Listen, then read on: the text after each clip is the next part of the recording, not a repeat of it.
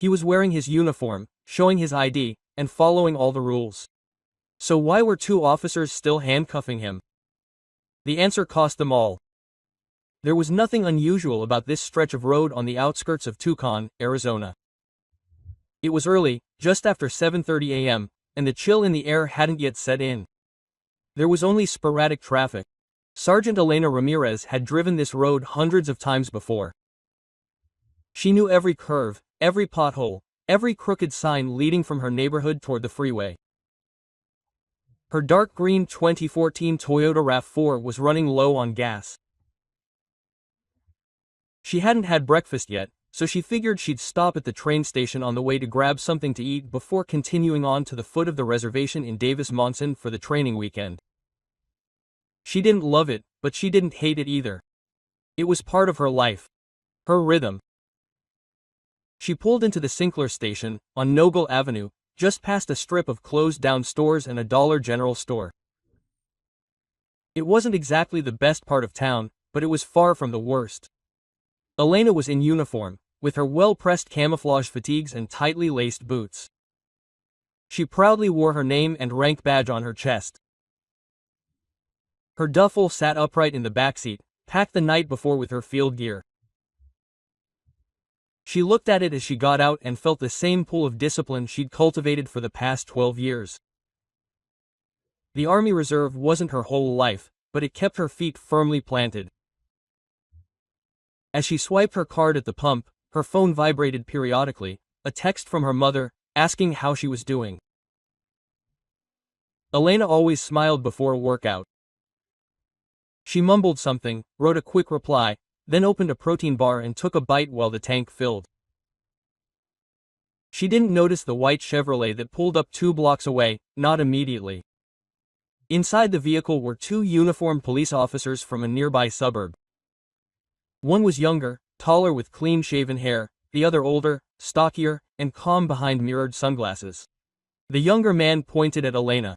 He said something, causing the older man to hunch his shoulders slightly. Elena raised the radio when the first voice called to her. "Excuse me, ma'am." She was being polite. "Yes, Sergeant, would you mind stepping away from the vehicle?"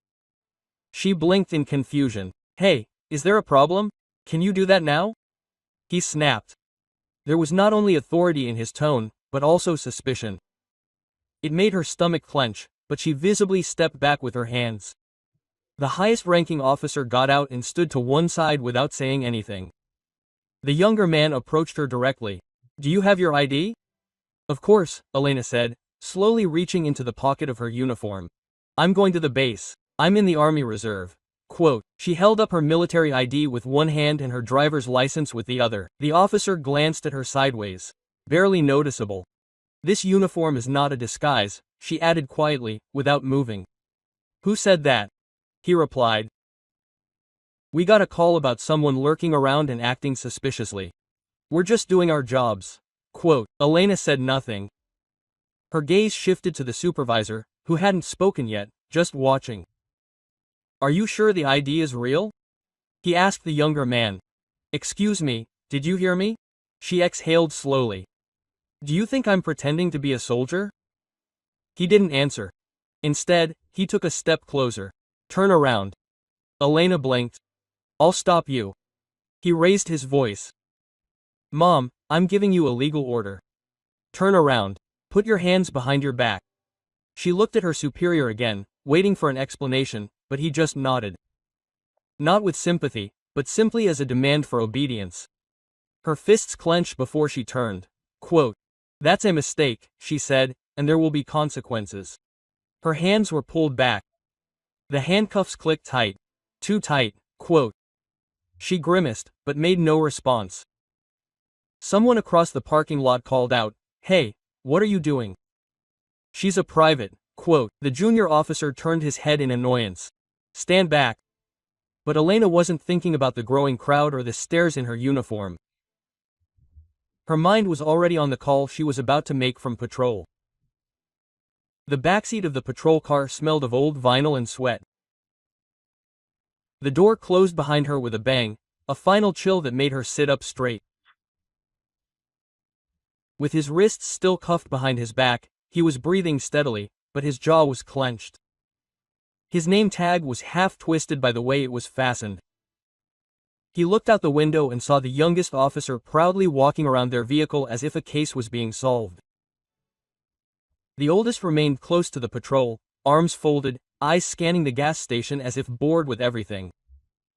Elena had spoken loudly enough to be heard through the small opening in the plexiglass barrier. "I'd like to call my officer to command." The youngest didn't turn around. "They're having their phone conversation during duty hours." "That's not how it works. The uniform gives me the right to contact my base immediately if I deem it necessary." Finally, he turned around. "This is for suspected military ID forgery. That's a federal crime. Stay calm." Elena winced. "I'm not going to sit here while you pretend this isn't racial discrimination." He smiled arrogantly. "No one said anything about race, lady. We got a call and we answered." She leaned forward, showed her ID, her license, her badges were in the window. He ignored all of that and handcuffed her. "Why?" I looked at her for a moment, as if I had to decide whether to answer. Then he turned and walked away. A small group had gathered outside, gathered near the sidewalk. Two young people were filming with their phones. A woman in a medical uniform was shouting something about having their rights. The air was buzzing with tension, as if you could feel it in your teeth. The Rangho officer stepped into the driver's seat, looked at her through the mirrors. She should have kept her mouth shut. Elena looked him straight in the eye. "You should have done your job well." He turned slightly, as far as the women would allow him. "Can I use my phone or not?" He hesitated, then mumbled. "Do it quickly." He held out his. She reached out and dropped the phone into his lap. Without releasing the handcuffs, she maneuvered it awkwardly, turning the screen to touch the side of her thumb. Two slides appeared quickly. A number. It rang twice. "Martinez." The voice was high, alarmed. "Carlos, I'm sitting in the back of a police car in Tucson, handcuffed. They say I'm pretending to be military. I showed them my ID. Don't let them get into this." There was a pause. "Who's the officer arresting you?" "I don't know yet. They didn't show their rank. Two of them are at Stubbat White Sinclair Station in Walnut Trees. I'm 5 minutes away. I'll call command, keep the line open." The call went silent, but she didn't hang up. The senior officer looked in the mirror again. Who was that, her lawyer? She didn't answer. Outside, the younger officer went back to patrol. Visibly agitated now. "It's getting hot out here," he muttered to his companion. "Someone already posted a video. It's coming to Facebook." "I said 5 minutes. Carlos' voice came back. "Can you hear me?" "I'm listening." The young cop leaned toward the window. "Who's Carlos? Your friend?" Elena raised an eyebrow. "Try it, Colonel Carlos Martinez, logistics of the 3rd Battalion. You'll learn your name many times." That impressed him greatly. "Different." The cop's jaw dropped. He moved back slightly, now uncertain. The energy changed. More people had recorded. A car squealed as it drove by. The woman yelled at the paramedic again, this time to the police. Quote, "She's in the military, those idiots." But the officers weren't moving fast enough, and the clock was ticking on whether this would end quietly or publicly. Colonel Carlos Martinez hadn't slept much last night. Early that morning, he was sitting at his desk in the middle of his first cup of black coffee when the call of his woes came. He recognized the tone in her voice immediately. No fear, no panic, but control. Controlled anger, controlled humiliation. Carlos wasn't just a high-ranking officer, he was the man who made things happen when others were stagnant. Born in the past, hardened by years of deployments and bureaucratic politics. I had seen how systems worked and I had seen people break. I didn't want to believe they had broken Elena. He set the coffee aside, grabbed her car keys, and connected via Bluetooth as he left the parking lot. Sending. This is Colonel Carlos Martinez. I need to confirm the location of Officers Berg and Robinson. I believe they have a service rep at a gas station on Nogales Avenue. If there was doubt at the other extreme. Sir, I usually order the usual. No, I'm requesting a review of an incident involving one of my officers in uniform, allegedly accused of impersonating a military member. The line went silent. We'll look into it and let you know, sir. Okay, you have 2 minutes. Carlos' next call was to a friend at City Hall. Check the traffic cameras and see if there's a patrol near Sinclair and Nogales. I need confirmation now. Meanwhile, Elena continued on patrol despite everything. Her call hadn't ended. The line was open. I wanted you to know someone was listening. Are you still with me? He asked. Carlos' voice was calm, but definitely. Quote, I'm here, she said. The crowd is growing, people are filming. Stay where you are. Don't move. Don't talk. Don't expose yourself.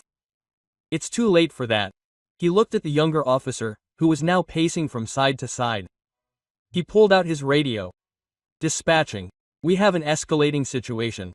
Civil disturbance, forward backup. Elena chuckled. Backup for what a woman is handcuffed to. That comment did not go unnoticed. The junior officer snapped. You gotta watch what you say, lady, or the handcuff strap will pull tighter. The senior officer intervened from the front. It doesn't help to lie to yourself. I'm not here to make you feel better about what you did, she replied. Carlos' voice came back strong. You're trying to protect yourself. I have 3 calls going on right now, including one involving public affairs. Videos are coming in, it's already moving. And at that moment, someone posted a 90-second clip on Twitter. The clip showed Elena in handcuffs and uniform as she tried to explain herself. His calm voice contrasted with the officer's clearly audible tone. The clip was already been retweeted by local journalists. In a newsroom in Tucson, a young editor named Marissa Lopez noticed it while searching for news. She clicked play, frowned, then picked up her phone. Yeah, we have something going on near Nogales Avenue. Woman in handcuffs, female soldier in uniform shackled. Do we want this to continue? I'll do interviews. I'll check to see if it's still on the website. Back at the gas station, more cars had pulled in, but no one got out. A woman in a red sweatshirt yelled, I have everything on my phone. He told him he was a soldier. The youngest man finally turned to the elderly. We got it wrong. We should have checked their credentials properly. We can't go back now. Quote, Elena turned her head in her direction.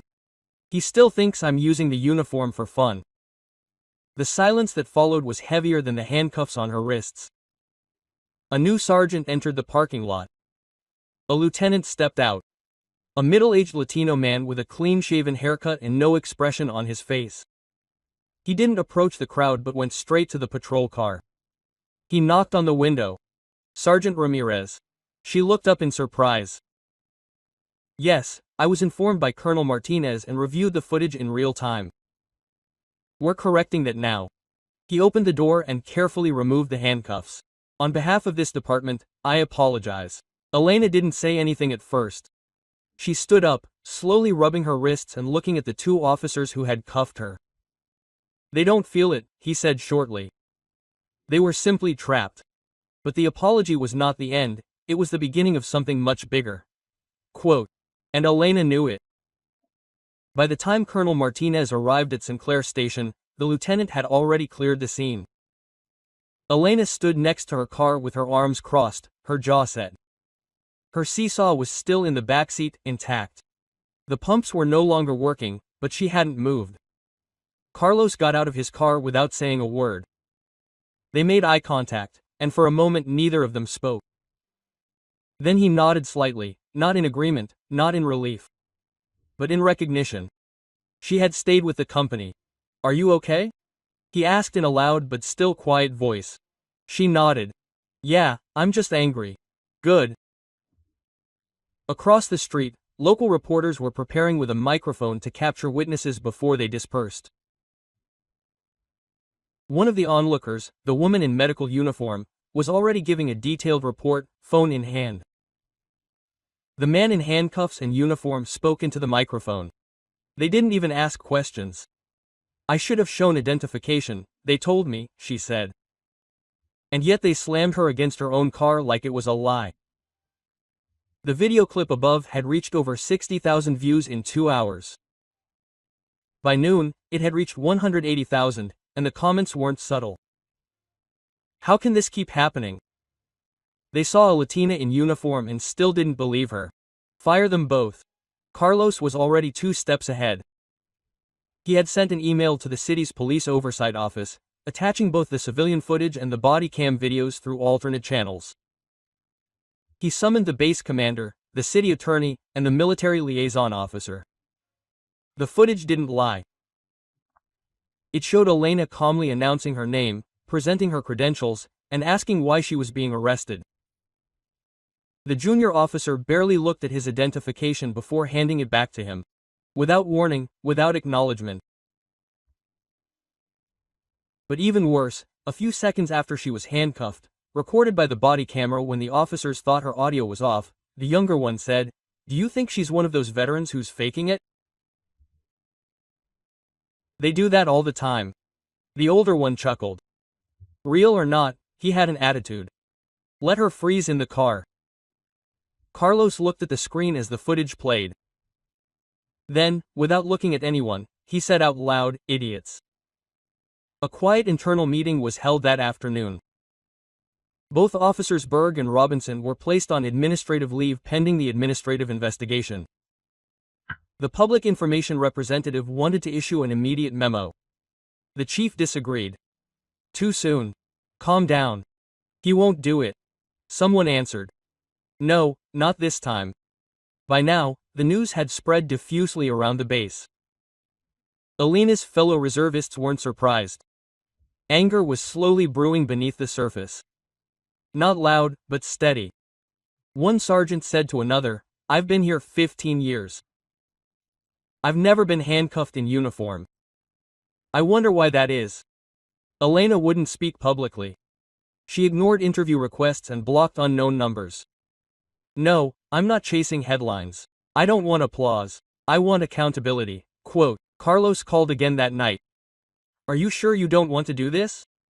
Do you want to make a statement?" She was sitting on her couch, still in uniform. "No, the footage speaks louder." He was silent for a moment, then said, "They're going to try to portray you as confrontational." She sighed. "They're trying." That night, one of the officers, Robinson, made an off-the-record comment to a local newspaper. He claimed the incident was exaggerated and said Elena had escalated the situation by refusing to follow basic orders. The next morning, it backfired. More filler material came out, with longer perspectives and better audio. A retired Air Force major even spoke out on a live segment. If this woman had been white, they wouldn't have handcuffed her. The department's silence alone made matters worse. But behind the scenes, decisions were being made that would change the course of events for both officers in ways neither saw coming. By Friday, the footage was in every major media outlet in Arizona. It was no longer just a local incident, but a headline that opened morning news and dominated social media. Army reservist wrongfully detained in uniform. Bodycam footage, provoke outrage in San. Woman in camouflage handcuffed. Something went wrong in the bombing. At Singler Station, where it happened, it was a focal point from night to night. News vans lined the street. Reporters asked passers-by if they had seen anything, heard from her, or thought the officers had gone too far. At a roadside bakery down below, people were arguing over a cup of coffee. She showed her ID. "That should be it after I finish it." The police get calls like this all the time. Maybe they were just being careful. You can't be too careful when you put someone in the back of a patrol car. Especially not wives who aren't in uniform. The phones had stopped ringing at his house. Some were from reporters, some from strangers offering support, and a few nasty ones telling him to obey or accusing him of racist behavior. He let most of the calls go to the voicemail went out, but every message was read by the dispatcher. One message read, "I'm 22 years old. I never thought I'd have to warn my daughter that not even a uniform would protect her. Another said, you did what many of us couldn't. You stood your ground while saying, stay calm. That's what stuck with you. Meanwhile, the department hustled. The mayor called a press conference. Emergency. He stood stiffly next to the police chief, mumbling a prepared statement. This city does not tolerate discrimination or bad behavior of any kind. We have launched an internal review. We are in communication with military leadership and will address this matter with full confidence and transparency. But transparency didn't come until late afternoon. The Bureau of Police Oversight released a preliminary review that confirmed that both officers had not followed standard ID verification procedures. Even more damning was the military personnel's disregard for protocol. It was clearly written in their handbooks. The two officers had learned this in training. Community groups demonstrated outside City Hall. The signs read, handcuffed to duty. Uniform protection, justice for Sergeant Ramirez. Elena's name was now everywhere. Even though she hadn't spoken to a single reporter. She had become a symbol, not because she asked for it, but because people saw themselves in it. At a nearby high school, a teacher interrupted her politics class and showed the footage. Look at it carefully, she said. Then show me what you see. Not just what happened, but why it happened and why it will continue to happen. Back at the station, the chief was under pressure. We have to act, his deputy said. We have all the local media breathing down our necks, plus 2 national networks that want to take over. Do we say goodbye now or after the review? Fire her yesterday, he muttered. In a briefing room, officers Berg and Robinson, who had been brought in separately, calmed down. Everyone was told the same thing. They will be suspended immediately without pay until violations of identification and conduct protocols are reviewed. Berg tried to argue, claiming he was afraid she was a threat. She was unarmed, he was told. She was in uniform with identification, and they handcuffed her. Robinson didn't argue, sat down, said nothing, and signed the form. When word got out that the officers were being removed, there was a backlash. Some applauded, others said it was too late. A small group defended the officers, saying they were working under pressure, but most saw it for what it was. A mistake that finally had consequences. In a small gathering, veterans lit candles outside the reserve base that night. They didn't sing, they didn't shout, they just stood in silence. In support, an older man in faded camouflage held a sign that simply read, "So we know she stayed, and you?" But with the responsibility came the question, what happens next with Elena, and what happens next time? Anyone else? Elena sat on the edge of the bed, hands folded in her lap. Almost a week had passed since the incident at the gas station. He had taken a day off from training. He didn't want people to see her as a victim or a symbol. It was nobody's business. All he wanted was respect. His boots were neatly lined up by the door. His uniform hung in the closet, but everything felt heavier. A letter slid under the door. No signature, just the name Sergeant Ramirez. The Tassin Police Department issued a formal apology for the misconduct of officers Berg and Robinson, who were fired. The events remained, but it was a first step. Elena was invited to speak at City Hall. She politely declined. I don't owe anyone an explanation. Instead, she spoke at the Rancho del Sol Veterans Association. A diverse group listened in silence. Elena said, I just wanted gas and a protein bar, but I couldn't keep quiet because the kids were listening. Silence is not an answer. Applause followed, but she demanded. Not applause, but change. New policies followed, mandatory ID checks, anti-racism training, and a connection between police and the community. Small steps, but significant. Officer Torres texted her. I've seen the video several times. I'm sorry for how you were treated. I will do better. Carlos responded with one word, progress. But not everyone was convinced. People in the supermarket whispered, this is the soldier from the news. Some saw her as a hero, others with skepticism. Elena didn't respond. Lucia, a gas station doctor, said one day, "You weren't alone that day. I have your back." Elena smiled for the first time in days. "Thank you, Carlos came to see you." On the porch, he said, "You did well." "I didn't do anything special," she replied. "That's what makes it strong," he said. Elena finally took a breath. Justice was not complete, but the conversation remained alive. In kitchens, training rooms, and in the minds of young police officers. 2 weeks ago, she received a letter from Daniela Vega, 19th Army Reserve. "I didn't think I could do it, but I saw you proud and strong. You showed me that I could do it. Thank you." Elena never wanted to inspire, only to maintain her dignity. True strength is not loud, but to stand firm when you are about to be wiped out. Carlos summed it up. "You didn't shout, you exposed them. That's why they lost. They'll try again," he said. "But now everyone is watching. The gas station has new cameras, the police have more training, regular community meetings." Elena remains quiet, publicly silent, but privately engaged. She answers letters, speaks at veterans events, mentors young recruits. She keeps on living, running, tearing, visiting her partners. Because surviving a moment like this is not living in it. You grow, you progress, and you demand responsibility. Not by shouting loudly, but by standing firm. For anyone who says, "That's the way it is," Elena responds quietly. It doesn't have to be that way. Not if you know who to call. Not if you stand firm, not if you remember who you are, with or without a uniform.